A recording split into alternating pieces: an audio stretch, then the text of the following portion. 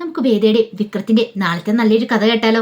അതിനു മുമ്പായി ആദ്യമായി കാണുന്നവരുണ്ടെങ്കിൽ ചാനൽ ഇഷ്ടപ്പെട്ട ഒന്ന് സബ്സ്ക്രൈബ് ചെയ്യാൻ മറക്കരുത്. വീഡിയോ ഇഷ്ടപ്പെടുവാണെങ്കിൽ ലൈക്ക് ചെയ്യാനും നിങ്ങളുടെ വിലയേറിയ അഭിപ്രായങ്ങളൊക്കെ രേഖപ്പെടുത്താനും മറക്കരുത് കേട്ടോ. അങ്ങനെ നാളത്തെ കഥയില് വേദയുടെ പെരുമാറ്റത്തില് വിക്രത്തിന് ചില സംശയങ്ങളൊക്കെ തോന്നുവാണ്. എന്തോ അവൾ തന്നിൽ നിന്ന് ഒളിക്കാൻ ശ്രമിക്കുന്നില്ലേ എന്നൊരു തോന്നലുണ്ടാവുന്നുണ്ട്. കാരണം സാധാരണ കോടതിയിലേക്ക് പോകുന്ന സമയത്ത് താൻ വർക്ക്ഷോപ്പിലേക്ക് പോവാണ്, തൻ്റെ ബൈക്കിൻ്റെ പിന്നാലെ വരുന്നവളാണ് അവള്. പക്ഷേ ഇന്ന് വേദയെ വിളിച്ചിട്ട് പോലും വേദ വന്നില്ല. വേദ ദേഷ്യപ്പെട്ട് അങ്ങോട്ട് ഇറങ്ങി പോവുക ചെയ്തേ.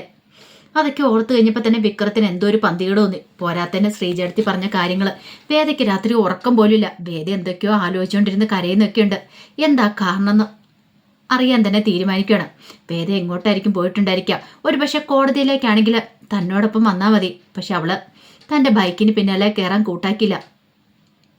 വേദ പോയി ഇത്തിരി സമയം കഴിഞ്ഞപ്പോഴത്തേനും വിക്രം പോവാണ്.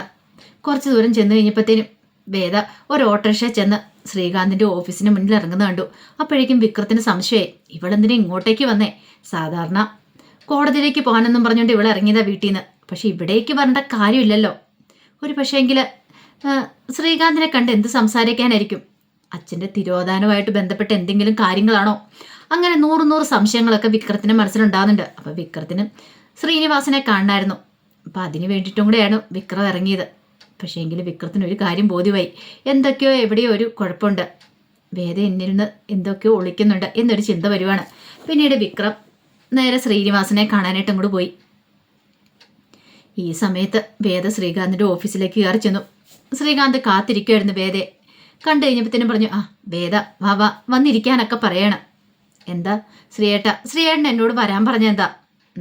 അതോ ചില കാര്യങ്ങളൊക്കെ ഉണ്ട്. പിന്നെ നിനക്കറിയാലോ, നിന്നോട് ചില കാര്യങ്ങൾ ഇന്നലെ ഞാൻ സംസാരിച്ചിട്ടുണ്ടായിരുന്നു. മാഷിനെ വിട്ടു കിട്ടണമെങ്കിൽ ചില നിബന്ധനകളൊക്കെ വെച്ചിട്ടുണ്ടായിരുന്നു. ആ കണ്ടീഷൻ നിനക്ക് സമ്മതമാണോന്ന് ചോദിച്ചു. അപ്പോഴേക്കും വേദ പറഞ്ഞു, ശ്രീയേട്ടന് ഞാനും വിക്രവും ഞങ്ങൾ എന്തെങ്കിലും ഒരു ദ്രോഹം ചെയ്യുന്നുണ്ടോ? പിന്നെ എന്തിനാ പാവം പിടിച്ച അച്ഛനെ പിടിച്ചു വെക്കേണ്ട കാര്യമുണ്ടോ? അച്ഛനെ വെറുതെ വിട്ടേക്ക്. അപ്പോഴേക്ക് ശ്രീകാന്ത് പറഞ്ഞു, അതിൻ്റെ ഉത്തരവൊക്കെ ഇന്നലെ പറഞ്ഞിട്ടുള്ള, ഇനിയിപ്പോൾ അതിനെക്കുറിച്ച് നമ്മൾ തമ്മിൽ സംസാരം വേണ്ട. ഞാൻ പറയുന്ന അങ്ങ് അനുസരിക്കുവാണെങ്കിൽ മാഷിനെ വിടും. അല്ലെങ്കിലുണ്ടല്ലോ പിന്നെ മാഷ് തീർന്നു പോവും. ഒരു തെളിവ് പോലും അവശേഷിപ്പിക്കില്ല. ഞങ്ങളാണ് തെറ്റുകാരെന്ന് ആരും പറയത്തുമില്ല. എന്താ വേണ്ടേ നിനക്ക് തീരുമാനിക്കാം. ഞാൻ പറയുന്ന കാര്യങ്ങളൊക്കെ നിനക്ക് അനുസരിക്കാൻ പറ്റുമെങ്കിൽ നീ വീട്ടിലേക്ക് തിരികെ വരുമെങ്കിൽ മാത്രം നിന്റെ അച്ഛനെ തിരികെ വിടുമെന്ന് പറഞ്ഞു. അത് കേട്ടപ്പോൾ വേദയ്ക്ക് ഭയങ്കര ടെൻഷനായി. പിന്നീട് ശ്രീകാന്ത് പറഞ്ഞു, ഒരു കാര്യം ചെയ്യുക, നീ ഈ പേപ്പറിലൊക്കെ ഒന്ന് സൈൻ ചെയ്യാൻ പറയണം. സൈൻ ചെയ്യണോ? എന്ത് പേപ്പറിൽ? അതെ, ഡിവോഴ്സിന് അപ്ലൈ ചെയ്യാനുള്ള പേപ്പറാന്ന് പറയണം. ഡിവോഴ്സിന് അപ്ലൈ ചെയ്യാനുള്ള? അതെ, നീ വീട്ടിലേക്ക് വന്നതിന് ശേഷമുള്ളൂ. മ്യൂച്വൽ പെറ്റീഷൻ കൊടുക്കാൻ വേണ്ടിയിട്ടുള്ള. അപ്പം അതിന് വേണ്ടിയിട്ടാണ് നീ ഈ പേപ്പറിലൊക്കെ ഒന്ന് സൈൻ ചെയ്യുക. ഇപ്പോഴെന്താണല്ലോ അതിന് അപ്ലൈ ചെയ്യുന്നില്ല. പക്ഷേ നീ വീട്ടിൽ വന്ന ഉടനെ വിക്രവുമായിട്ടുള്ള ഡിവോഴ്സ് നടക്കണം. അപ്പം അതിന് വേണ്ടിയിട്ടുള്ള പേപ്പർ നീ സൈൻ ചെയ്ത് തന്നാൽ മാത്രമേ മാഷിനെ ഇനി വിടാൻ പോകുന്നുള്ളൂ പറയണം. വേദയ്ക്ക് എന്ത് ചെയ്യണമെന്നറിയില്ല. അല്ലെങ്കിൽ അറിയാലോ, മാഷ് ജീവനോടെ പിന്നെ കാണത്തില്ല എന്ന് പറഞ്ഞു. വേദ ഒരു നിമിഷം ആലോചിച്ചു. വേദയ്ക്ക് മനസ്സിലായി, താൻ ഇപ്പം ഇവിടെ സൈൻ ചെയ്ത് കൊടുത്തില്ലെങ്കിൽ ഒരു പക്ഷേങ്കിൽ അച്ഛൻ്റെ കാര്യത്തിലൊരു തീരുമാനമാവുമെന്ന് വേദയ്ക്കറിയാം. എന്താ ചെയ്യേണ്ടതെന്ന് വേദ ആലോചിച്ചു. ആ സമയം ശ്രീകാന്ത് പറഞ്ഞു, നീ എന്ത് തീരുമാനിച്ചെന്ന് ചോദിച്ചു. സൈൻ ചെയ്യുന്നുണ്ടോ ഇല്ലയോ? ഒടുവിൽ വേദ ആ പേപ്പർ വാങ്ങി അതിലേക്ക് സൈൻ ചെയ്ത് കൊടുക്കണം. വേദയ്ക്ക് രണ്ട് കണ്ണും നിറഞ്ഞു വന്നു. കാരണം തൻ്റെ അച്ഛൻ്റെ ജീവനൊരു ആപത്തും ഉണ്ടാവരുത്. ഈ സമയം ശ്രീകാന്ത് പറഞ്ഞു, അപ്പം പറഞ്ഞൊക്കെ ഓർമ്മയുണ്ടല്ലോ, നിന്റെ അച്ഛൻ തിരികെ വരണമെങ്കിൽ നീ വീട്ടിലേക്ക് വരണം, അല്ലെങ്കിൽ മാഷ് തിരികെ വരത്തില്ല എന്ന് പറയണം. വേദയ്ക്ക് ഭയങ്കര വിഷമമുണ്ടായിരുന്നു. കാരണം തന്നെ ശരിക്കും ബ്ലാക്ക് മെയിൽ ചെയ്യുവാണ്. എന്ത് ചെയ്യാൻ പറ്റും? ഒരു നിവൃത്തിയില്ലാതെ വിഷമിച്ച് അവിടെ വേദ ഇറങ്ങുന്നത്. കാരണം താനും വിക്രവും തമ്മിലുള്ള ജീവിതം ഒരുമിച്ച് ഇതുവരെയായിട്ട് ഭാര്യ ഭർത്താക്കന്മാരായിട്ട് ജീവിച്ചിട്ടില്ല. പക്ഷേങ്കിൽ തൻ്റെ ജീവിതത്തിലേക്ക് കടന്നു വന്ന ആളാണ് വിക്രം. താൻ പോലും അറിയാതെ, താൻ പോലും ഇഷ്ടപ്പെടാതെ വന്ന ആളാണ്. പക്ഷെ ഇപ്പം വിക്രത്തിനെ താൻ അത്രയധികം സ്നേഹിക്കുന്നുണ്ട്. അതുപോലെ തന്നെ വിക്രം തന്നെ സ്നേഹിക്കുന്നുണ്ട്. പക്ഷെ അതിനേക്കാളൊക്കെ ഉപരിയാണ് അച്ഛൻ്റെ ജീവൻ എന്ന് പറഞ്ഞിട്ടുണ്ടെങ്കിൽ അച്ഛൻ്റെ ജീവൻ എന്തെങ്കിലും സംഭവിച്ചിട്ട് പിന്നെ താൻ പറഞ്ഞിട്ട് കാര്യമില്ല. അതുകൊണ്ട് പിന്നെ വേദയ്ക്ക് എന്ത് ചെയ്യണമെന്നറിയില്ല. അങ്ങനെ വേദ വിഷമത്തോടു കൂടിയിട്ടാണ് അവിടെ നിന്ന് ഇറങ്ങണേ. ഈ സമയത്ത് വിക്രം ശ്രീനിവാസനെ കാണാനായിട്ട് വന്നു. അങ്ങനെ ശ്രീനിവാസനെ കണ്ട് സംസാരിക്കുന്ന സമയത്ത് വിക്രം ശ്രീനിവാസനോട് കാര്യങ്ങളൊക്കെ പറഞ്ഞു, അച്ഛനെക്കുറിച്ചുള്ള കാര്യങ്ങളൊക്കെ. അപ്പോഴേക്കും ശ്രീനിവാസൻ പറഞ്ഞു, ഇതിൻ്റെ പിന്നിൽ വേറെ ആരോ കളിച്ചിട്ടുണ്ട്. എന്താണെങ്കിലും വാസവനാണോ എന്നെനിക്ക് സംശയമുണ്ട്. അത് കേട്ടപ്പോൾ വിക്രം പറഞ്ഞു, ഏയ് വാസവനാന്ന് തോന്നില്ല, അയാൾ ഇതിന് ഇറങ്ങി പുറപ്പെട്ടിട്ടില്ലെന്ന് അറിയാൻ കഴിഞ്ഞേ. അപ്പം പിന്നെ അങ്ങനെയാണെങ്കിൽ വേറെ ആരായിരിക്കും? ഒരുപക്ഷെ ഇനി ആ ശ്രീകാന്താണെന്നും പറയാൻ പറ്റില്ല. നിന്നോട് ശത്രുത അവനും ഉണ്ടല്ലോ. അപ്പോഴാണ് വിക്രത്തിൻ്റെ മനസ്സിൽ ആ സംശയം വീണ്ടും ഉദിച്ചേ. ചിലപ്പം ശ്രീകാന്താണോ എന്നൊരു ടെൻഷൻ ഉണ്ടായി. ദേ വിക്രം, നിന്നോട് ശത്രുത അവനുണ്ട്, അതുകൊണ്ടൊന്ന് സൂക്ഷിക്കാൻ നല്ലതാ. മിക്കവാറും നിന്റെ അച്ഛൻ്റെ തിരോധാനത്തിന് പിന്നിൽ അവനുണ്ടോയെന്ന് പോലും അറിയത്തില്ല. സാരമില്ല, എൻ്റേതായ രീതിയിൽ ഞാനൊന്ന് അന്വേഷിക്കാം. പിന്നെ അറിയാലോ, വേദയോട് ആ വക്കാലത്ത് ഏറ്റെടുക്കലെന്ന് പറഞ്ഞിട്ട് അവൾ എനിക്ക് വേണ്ടി ബാധിക്കാണ്ട് ഇറങ്ങി പുറപ്പെട്ടിരിക്കുമല്ലേ. അത് കേട്ടപ്പോൾ വിക്രം പറഞ്ഞു, ഞാൻ അവളോട് അതിനെക്കുറിച്ച് പറഞ്ഞായിരുന്നു, പക്ഷേ എങ്കിൽ അവൾ ബാധിക്കുമെന്ന് പറഞ്ഞുകൊണ്ട് നിൽക്കുക. ആയിക്കോട്ടെ, എന്ത് വേണമെന്ന് എനിക്കറിയാമെന്നൊക്കെ പറഞ്ഞു. തൽക്കാലത്തേക്ക് എൻ്റേതായ രീതിയിൽ ഞാനൊന്ന് അന്വേഷിച്ച് നോക്കാം നിന്റെ അച്ഛൻ്റെ കാര്യത്തിൽ. പക്ഷെ ഞാൻ ഉറപ്പ് പറയുന്നൊന്നും ഇല്ല എന്ന് പറഞ്ഞു. പിന്നെ നീ മലയ്ക്ക് പോയിട്ട് വാ, പിന്നെ എന്ത് വേണമെന്ന് വെച്ചാൽ നമുക്ക് തീരുമാനിക്കാമെന്നൊക്കെ പറഞ്ഞു. അങ്ങനെ ശ്രീനിവാസിൻ്റെ അടുത്തുനിന്ന് വിക്രം ഇറങ്ങുവാണ്. വിക്രത്തിന് വർക്ക്ഷോപ്പിലേക്ക് പോലും പോകാൻ തോന്നില്ല. ഭയങ്കര ടെൻഷനായിരുന്നു. ഒരു വശത്ത് വേദയുടെ കാര്യം, ഒരു വശത്ത് അച്ഛൻ്റെ കാര്യം എങ്ങനെയായി തീരുമെന്നൊക്കെ ഓർത്തിട്ട് അച്ഛനെക്കുറിച്ച് ഇതുവരെയായിട്ട് ഒരു വിവരം കിട്ടിയിട്ടില്ല. വിക്രത്തിനെ അറിയാവുന്നിടത്തൊക്കെ വിക്രം അന്വേഷിക്കുന്നുണ്ട്. പക്ഷെ എവിടെ എന്താണെന്നും അറിയത്തുണ്ടായിരുന്നില്ല. ഈ സമയത്ത് വേദയ്ക്കന്ന് കോടതിയിലേക്ക് പോകാൻ പോലും തോന്നിയില്ല. വേദയുടെ മനസ്സ് വല്ലാത്ത ബുദ്ധിമുട്ടിലായിരുന്നു. അതുപോലത്തെയുള്ള സംഭവ വികാസങ്ങളൊക്കെയാണല്ലോ ഉണ്ടായിക്കൊണ്ടിരിക്കണേ. വേദ അന്ന് നേരത്തെ വീട്ടിലേക്ക് എത്തുവാണ്. കുറച്ചു നേരം കഴിഞ്ഞപ്പോഴത്തേനും വിക്രം വന്നു. വിക്രം വന്നു കഴിഞ്ഞപ്പോഴത്തേനും വേദയുണ്ട് വീട്ടിൽ.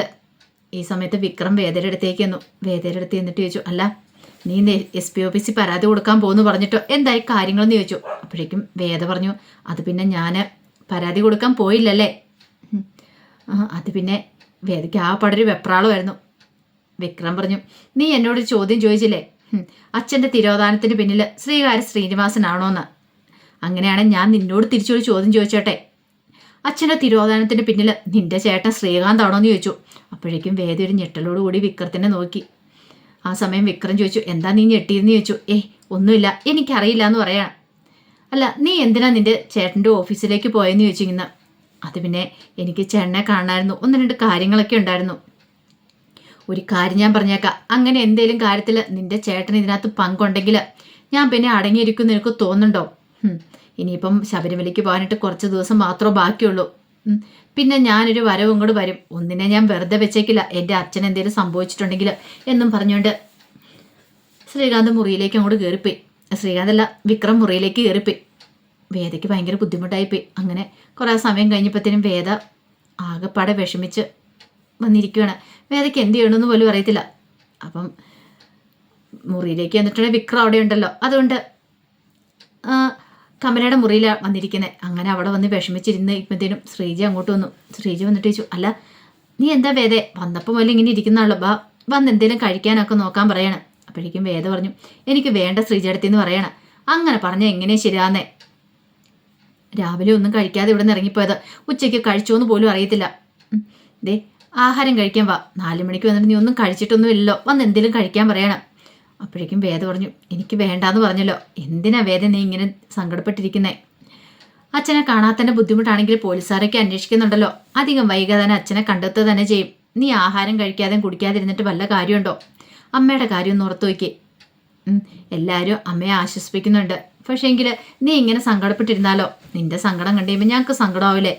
വന്ന് കഴിക്കാനൊക്കെ പറഞ്ഞ് നിർബന്ധിക്കുകയാണ്. ഒടുവിൽ വേദയ്ക്ക് സങ്കടവും ദേഷ്യമായി. വേദ പറഞ്ഞു, ഒന്ന് പോകുന്നുണ്ടോ എഴുന്നേറ്റ്, മനുഷ്യ ഇച്ചിരി മനസമാധാനം തരുമെന്ന് ചോദിച്ചു. ശ്രീജ പെട്ടെന്ന് ഞെട്ടിപ്പോയി. വേദ ഇങ്ങനെയൊന്നും പെരുമാറുന്ന ആളല്ല. വേദയുടെ ഉള്ളിൽ മൊത്തം ദേഷ്യവും സങ്കടമൊക്കെ ആയിരുന്നു. ശ്രീകാന്ത് ചെയ്ത പ്രവൃത്തി അച്ഛനെ അവിടെ ഇട്ടിരിക്കുന്നു. അതോടൊപ്പം തന്നെ താനും വിക്രം തമ്മിലുള്ള ഡിവോഴ്സ്, താൻ വീട്ടിലേക്ക് തിരികെ ചെന്നില്ലെങ്കിൽ അച്ഛനെ പറഞ്ഞു വിടത്തില്ല, അതൊക്കെ മനസ്സിലായി. ആ സമയം ശ്രീജയ്ക്ക് ഭയങ്കര വിഷമമായി. ശ്രീജ സങ്കടപ്പെട്ട് കരഞ്ഞുകൊണ്ട് മുറിക്ക് പുറത്തേക്ക് ഇറങ്ങിപ്പോയി. നന്ദിനി അത് കണ്ടു. നന്ദിനി ശ്രീജയുടെ പിന്നാലെ കൂടി. അല്ല എന്തു പറ്റി ശ്രീജയടുത്തി എന്നൊക്കെ പറഞ്ഞുകൊണ്ട് ചോദിക്കുന്നുണ്ട്. ഒന്നുമില്ല. എന്താ വേദമായിട്ട് ഉടക്കുണ്ടാക്കിയോ? അവളെന്തേലും പറഞ്ഞോ? അല്ലെങ്കിൽ തന്നെ എനിക്ക് ഈയിടെ സംശയമുണ്ട്, അച്ഛൻ പോയതിന് ശേഷം ഈ 2 ദിവസമായിട്ട് അവൾക്ക് എന്തൊക്കെയോ ഒരു മാറ്റങ്ങളൊക്കെ ഉണ്ട്. അച്ഛനെ കുറിച്ചുള്ള കാര്യങ്ങളൊക്കെ അവൾക്ക് അറിയാൻ തോന്നേ, അതുകൊണ്ടാന്ന് തോന്നേ അവളുടെ ഈ മാറ്റം എന്ന് പറഞ്ഞു. അപ്പോഴേക്ക് ശ്രീജ പറഞ്ഞു, നീ ഒന്നും മിണ്ടാതെ പോകുന്നുണ്ടോ നന്ദിനി? ഞാൻ ഇനിയൊന്നും പറയുന്നില്ല, ഞാനല്ലേലും എന്തേലും പറഞ്ഞിട്ടുണ്ടെങ്കിൽ ശ്രീജ അടുത്തേക്ക് ഇഷ്ടപ്പെടത്തില്ലോ, ഒന്നും പറയുന്നില്ല എന്ന് പറഞ്ഞ് നന്ദിനി മുറിയിലേക്ക് പോയി. ശ്രീജയ്ക്ക് ഭയങ്കര വിഷമമായിരുന്നു. ഈ സമയം വേദയ്ക്ക് സങ്കടമായി. ശ്രീജേടത്തിയോട് അങ്ങനെയൊന്നും പറയേണ്ടിയിരുന്നില്ല. പാവം അതെന്ത് പഠിച്ചു. അച്ഛൻ്റെ കാര്യങ്ങളെക്കുറിച്ചും അല്ലെങ്കിൽ തൻ്റെ മനസ്സിൻ്റെ ഇപ്പോഴത്തെ അവസ്ഥയെക്കുറിച്ചും ശ്രീജേടത്തിക്ക് അറിയത്തില്ലോ. പാവം തന്നെ ആശ്വസിപ്പിക്കാൻ വേണ്ടി വന്ന, താൻ ആഹാരം കഴിച്ചില്ലോ എന്നോർത്തുകൊണ്ട് കഴിപ്പിക്കാൻ വേണ്ടി വന്ന. വേദയ്ക്കും ഭയങ്കര ബുദ്ധിമുട്ടായിപ്പോയി. പക്ഷെ അപ്പോഴത്തെ ആ സാഹചര്യത്തിൽ വേദ അങ്ങനെ പെരുമാറിപ്പോയതാണ്. ഇനി എന്ത് ചെയ്യണമെന്ന് പോലും വേദയ്ക്ക് അറിയത്തില്ല. ഒരു പക്ഷേങ്കിൽ ഡിവോഴ്സ് പേപ്പറിൽ സൈൻ ചെയ്ത് കൊടുത്തിട്ടുണ്ട്.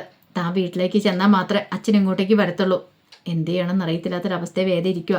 പക്ഷെ ഇതങ്ങനെ വെറുതെ വിടാനും പറ്റില്ലല്ലോ. എങ്ങനെയെങ്കിലും അച്ഛനെ കണ്ടെത്തി തിരികെ കൊണ്ടുവരണം. അച്ഛനെ കണ്ടെത്തി തിരികെ കൊണ്ടുവരാന്ന് പറഞ്ഞിട്ടുണ്ടെങ്കിൽ ഡിവോഴ്സ് പേപ്പറിൽ ഒപ്പിട്ട് കൊടുത്തത് കൂടാതെ താൻ ആ വീട്ടിലേക്ക് ചെന്നാൽ മാത്രമേ നടക്കത്തുള്ളൂ.